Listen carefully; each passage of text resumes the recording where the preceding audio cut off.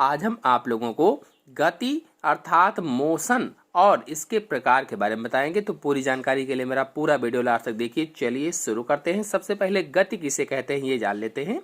तो यदि कोई वस्तु समय के साथ अपनी स्थिति बदलती है तब समय के साथ उसकी स्थिति में परिवर्तन ही गति या मोशन कहलाता है। जैसे ये एक कार है, ये यहाँ से चली और कुछ समय बाद यहाँ तक पहुँच गई। तो ये कार पहले इस स्थिति में थी, यहाँ पर थी, और अब इसकी स्थिति बदलकर ये यहाँ तक आ गई। यानी कार की स्थिति में परिवर्तन हुआ समय के साथ में, तो इसे ही गति कहा जाता है। तो अब हम इस परिभाषा को इस तरह से भी लिख सकते हैं कि जब किसी वस्तु की स्थिति आसपास की वस्तुओं की स्थिति के सापेक्ष बदलती रहती है तो वह वस्तु गति अवस्था में कहलाती है। सापेक्ष का मतलब है कि जैसे इस कार के पास एक पेड़ लगा है और कोई वस्तु भी पड़ी हुई है, रखी हुई है, तो कार की स्थिति इस पेड़ और वस्तु के सापेक्ष बदल गई। यानी पेड़ और वस्तु वहीं पर रह गया, रुका हुआ है, जबकि कार आगे आ गई। तो इसे ही गति कहा जाता है। इसीलिए कहा गया है कि जब किसी वस्तु की स्थिति आसपास की वस्तुओं की स्थिति के सापेक्ष बदले तो उसे गति कहा जाता है। तो गति के अन्य उदाहरण अगर देखा जाए तो पैदल चलता हुआ मनुष्य, ये भी गति का उदाहरण है।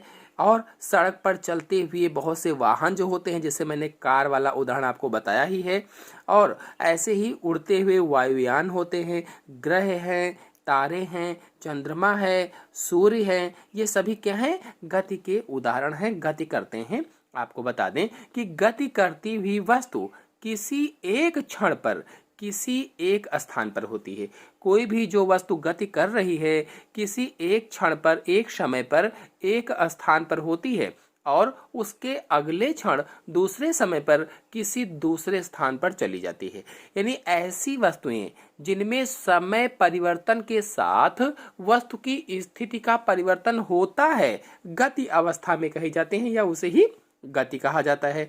यदि हम चलती ट्रेन में बैठे हुए हैं, जैसे कोई ट्रेन चल रही है, उसमें हम बैठे हुए हैं, तो जो ट्रेन के बाहर की वस्तुएं हैं, जैसे कौन कौन से पेड़ पौधे आपको दिखते हैं, घर दिखते हैं, लगता है कि पीछे की ओर गति कर रहे हैं, पीछे की तरफ जा रहे हैं, और हम ट्रेन को और स्वयं को स्थिर देखते हैं।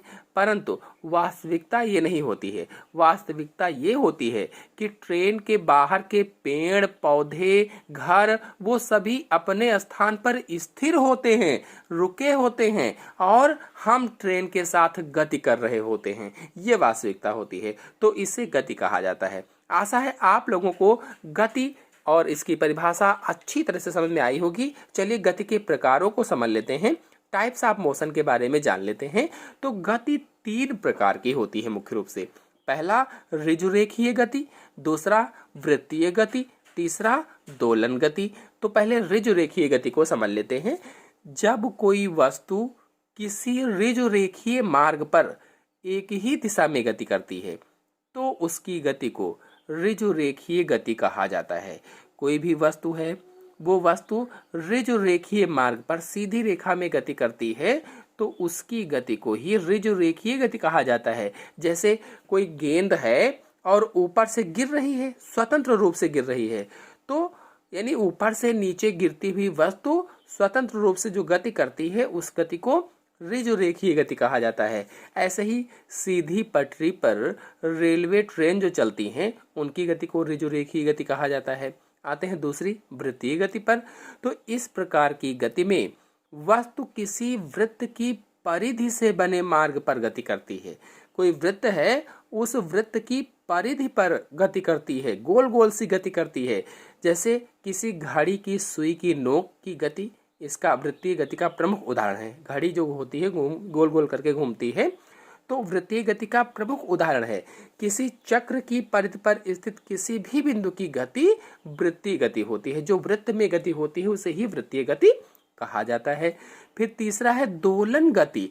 तो दोलन गति इस प्रकार की गति में वस्तु अपने मार्ग के किसी निश्चित बिंदु के इधर उधर बारंबार गति करती है।